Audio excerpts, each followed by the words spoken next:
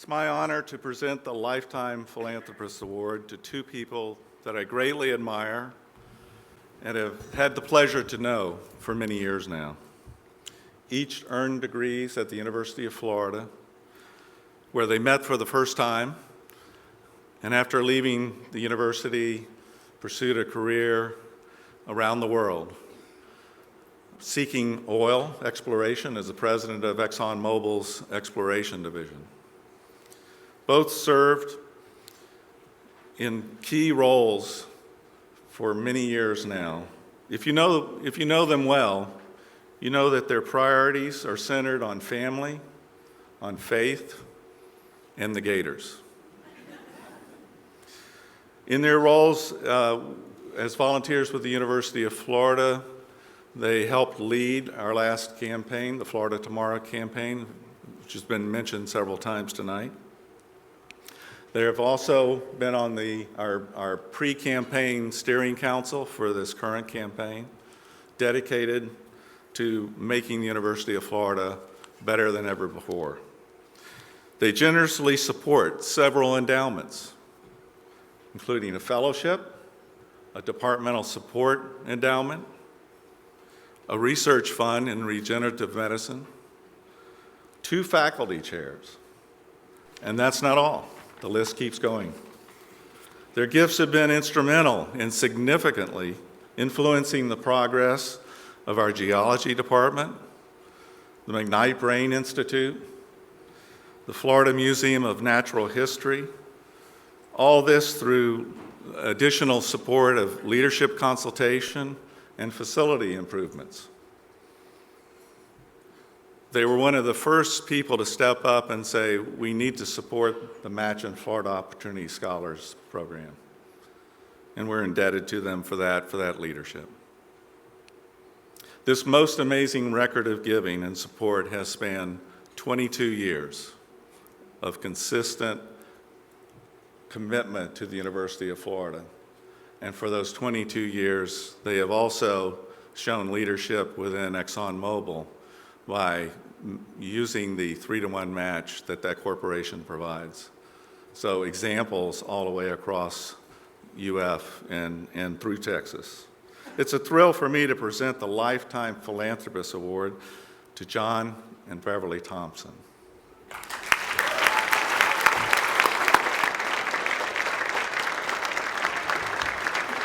There's someone else here this evening that would like to say a few words. He's the very first recipient of this award, Al Warrington.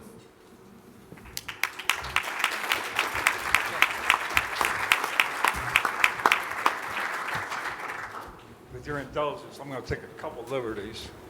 But first and foremost, I'd like to thank the leadership of this university, past, present, and all the others that are around this table for the great job you're doing. You are the people that inspire us to do more to make this a better place, and we thank you for your efforts. And to all the honorees, most of whom I know and have become dear friends, my sincerest congratulations tonight. To Joe, I don't know you, but Joe, I don't know how many times I've heard your story, and I can't tell you how much it means to me to hear you say what you said, because as I've heard that story, I've watched what happened in Miami, where you had a sleepy little old town that was about to go out of business, and the Cubans came, and they have created what Trend magazine now calls the most exciting city in America, in the world. And it's all because we won, Castro lost. And Jane, thank you ever so much. You're indicative of the international flavor we have here, and we want to keep it going, and we do hope there's a lot more exchanges with China. God bless you. Thank you ever so much. And I found I had one more bond tonight, which I didn't know. My dear friends from the Bay Area, that great left-handed quarterback who beat Alabama in 1962, Tommy Shannon and his precious wife, Kathy, we too are celebrating our anniversary. Thank you, Al. Appreciate it very much. But I'll tell you, we had to be here regardless, just like you, Tommy, had a commitment to be here because you had friends. We're here because we got some great friends, both tonight and tomorrow. And I can tell you, coming from Houston, you all have really probably no appreciation other than maybe the monetary side of the guy and the gal you're honoring tonight. But I will tell you this, second only maybe to Bush 1 and Barbara. They are probably the most famous people in the city of Houston for their leadership, for the things he's done at Exxon, for the Boy Scouts, and yes, for the University of Florida. And I tell you, you just have no idea how deep and how broad those roots run. He is an incredible individual. My friend over there, Miss Beverly, they are truly among the top leadership in the city of Houston. And my hat is off to them. I got to tell you, just a couple little quid pro quos.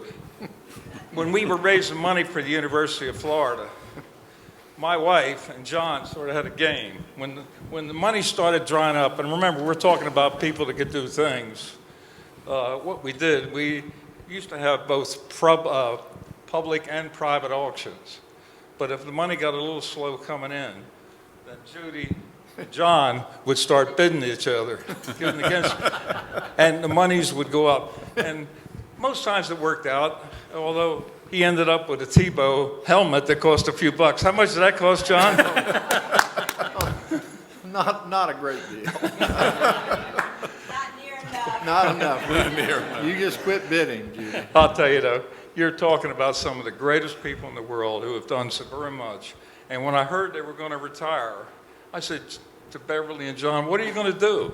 And his comment was, not only the money side, Carter, but he said, you know, Al, he said, I'd like to come back and really work for the University of Florida like so many of you have done. And so when we had our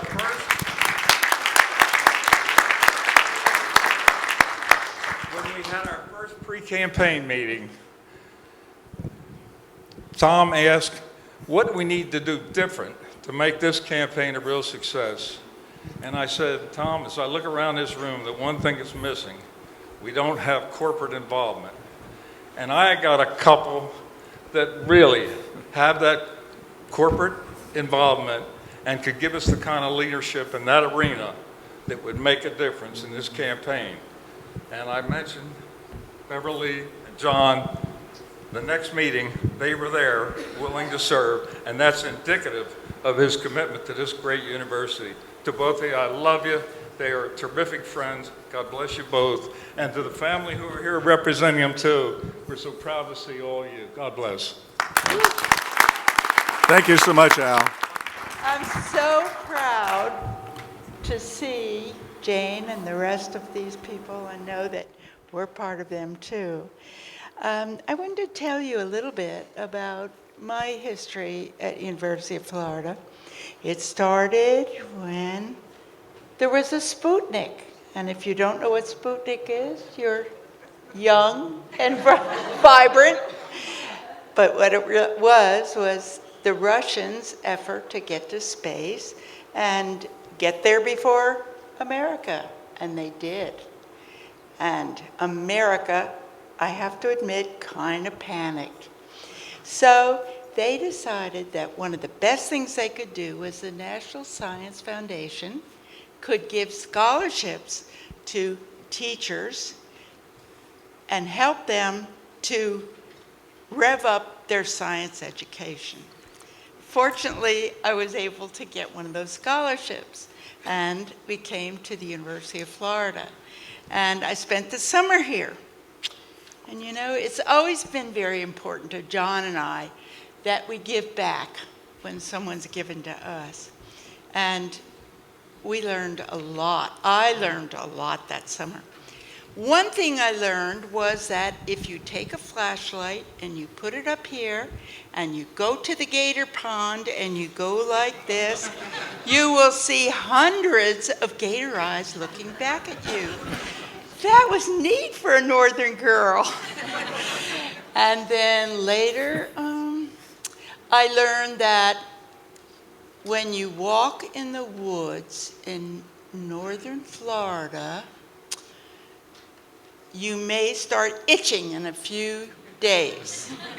And when you see other people itching, you know that you all have a problem. And so we asked, well, what is it and what should we do? Go see the pharmacist. And the pharmacist said, you've got chiggers, which is fairly common, but I didn't know. And so we asked what we should do, and they said, turpentine, denatured turpentine. So we got the turpentine, put them on all the spots, and we kind of did smell like a rotten paintbrush for a while, but it took care of the chiggers, and they were gone. Another thing that happened that summer was that I decided I wanted to learn to scuba dive. And those guys at geology said, oh, we'll teach you. So they took me to a cow pasture, and it had a great big hole, and down there was some water, and they put something on my back, a mask on my face, said, put something in my mouth and said, breathe naturally and jump in. So I didn't want to be embarrassed, so I did it. It was so cold. Oh, I'll never forget it. But it was a wonderful experience, and that's the way I learned to scuba dive. That's the geologist's method of teaching. At any rate, I had a wonderful summer, and I learned a lot about the science and the part that it could play in educating children. I had already taught a couple of years, and it was added a lot to my education. And I went back to Fort Lauderdale and taught another year, and then I came back to the University of Florida the next summer and sort of repeated the whole thing again. And it was much more serious because I had decided that I was going to try for my master's degree. And I didn't have much money, so I had to hurry fast and get it done, and I worked very hard. And I did stay that fall, and I finished my master's degree. And since then, I've gone back to teaching for several years. I taught deaf children for 3 years, which was very exciting. And I've raised 3 children, 2 of which are here tonight, my treasures, with their husbands, who are also treasures. And where did it start? It started right here. And the whole surprise is that over 50 years ago, I married that graduate assistant who taught me to scuba dive.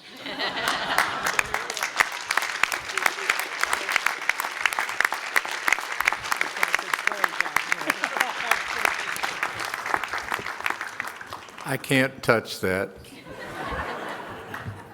Well, we want to thank everybody for this award, this honor. It's a true honor to us. I want to acknowledge our Lord and Savior Jesus Christ, and I want to acknowledge that God has been very gracious to us. You don't bring anything into this world, you don't leave it with anything. So once you've taken care of your family, our position is the rest belongs to Him. And once you cross that bridge, you steward things differently.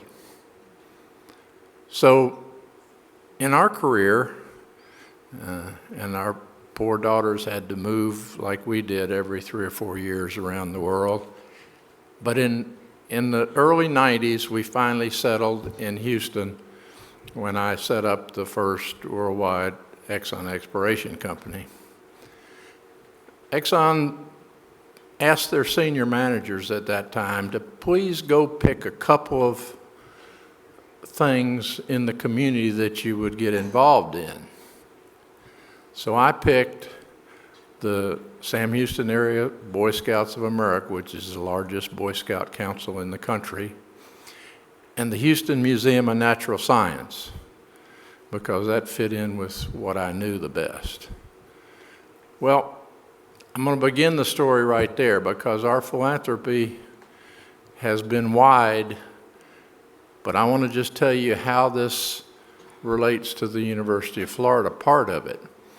We subscribe to the POP method, P-O-P, the POP method of giving. That's people, organizations, and purpose. And that's what's driven us. So where did it start? It started at the university. I don't know how many of you remember the university college system. You still have that? Anyway, in your first 2 years, you had to take a bunch of electives. Once you took reading, writing, arithmetic, then you had to elect. Well, I'm still searching for what I want to do. One of the electives I took was geology, and the light bulb went on. We had a small department, 4 professors, so you got to know them one-on-one very well, and they interacted with you all the time. So that's people, and that's the University of Florida. I found my purpose in life right there. So I'm going to fast forward.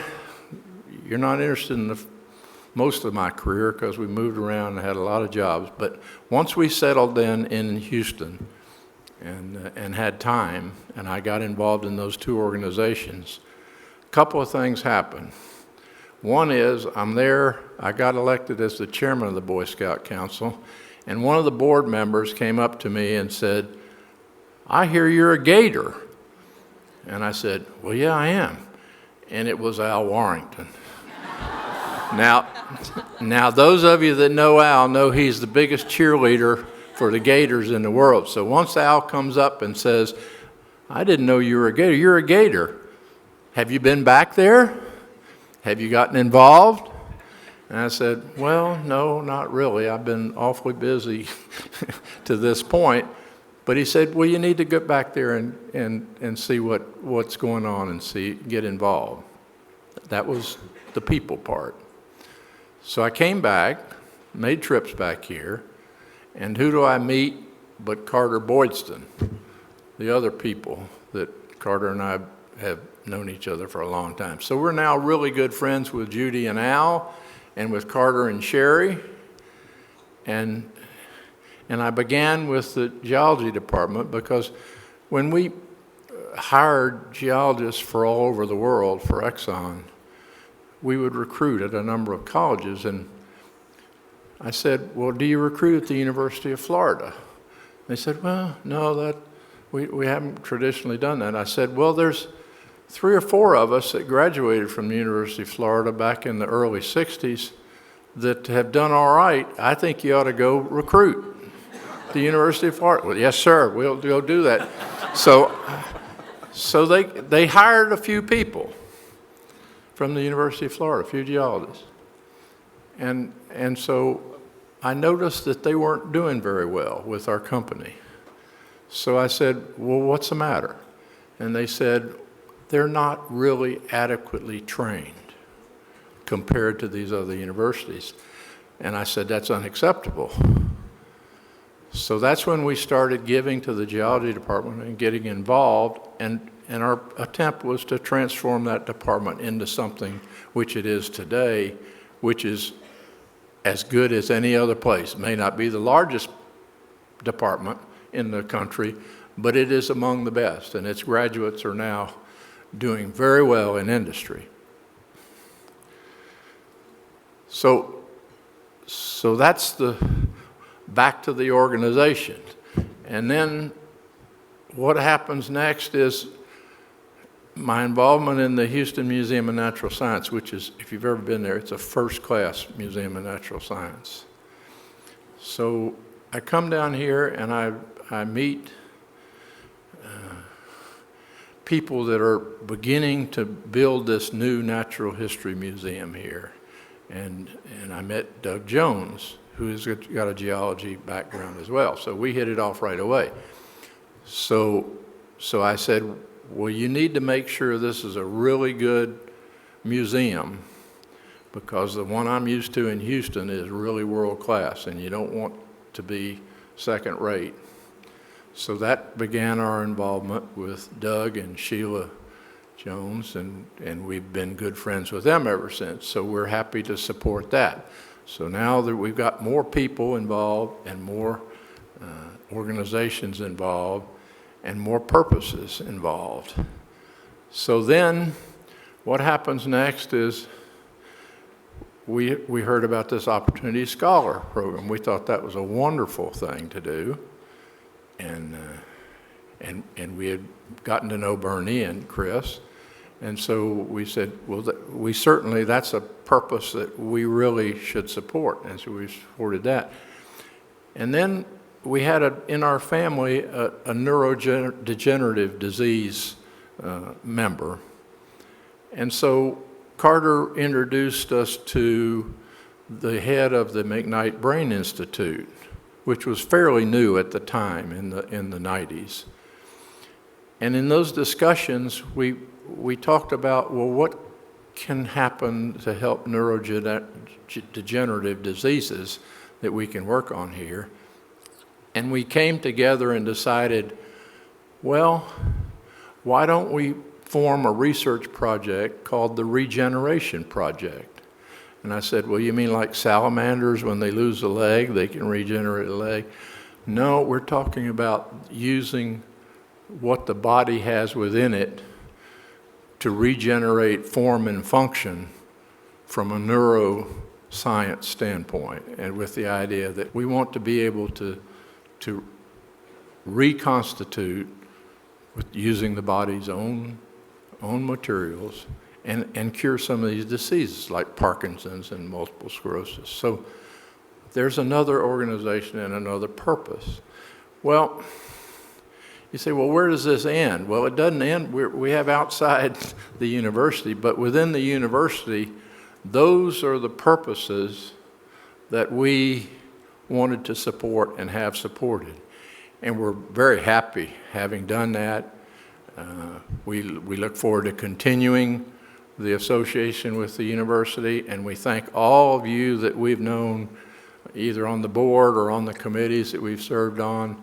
We have a lot of friends here, and we want to continue to work and convince everybody that is associated with this university, or even those that don't know anything about the university from a personal standpoint, but can understand what we're doing here and how great we're becoming. We want them to all be part of this. And so I would encourage all of you with all your friends to keep talking about the things that happen in the University of Florida and see if you can't find a match out there between people and this fine organization and their purpose. So thank you all very much. We appreciate it, and it's nice to have the opportunity to talk to you again. Thank you.